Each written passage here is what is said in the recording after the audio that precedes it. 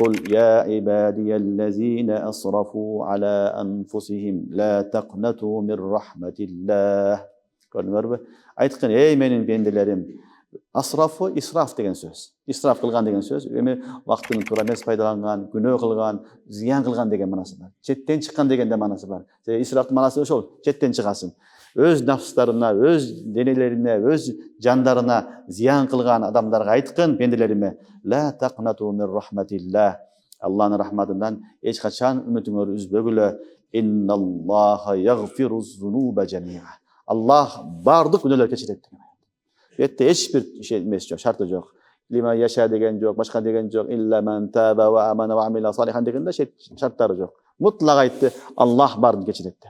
Demek barımızga men ümit payda kıldı Allah Teala. Adam zatın barına Allah'ım ümit payda kılıp aytты. Allah bardık günahları keçiret. Sebebi elbette al. İnnehu huvel gafurur rahim. Al keçirimdi borker. Elbette al keçirimdi borker. Zat barını keçiretti. Oşonun üçün Kançalık adam günөөсү көп болсо дагы үмүтүн үзбеш керек. Ya Allah men günөөкөрмүн, мени кечиргин деш керек. Ayyu abdin laka la alamma. Бүт бары күнөөкөрбүз. Күнөөсү жок адам бир гана пайгамбарлар максум. Калган инсандын баарына күнөө болот. Бирөөдүн күнөөсү ашкере болуп көрүнөт, бирөө көрүнбөй калат. Бирок бар күнөөкөр.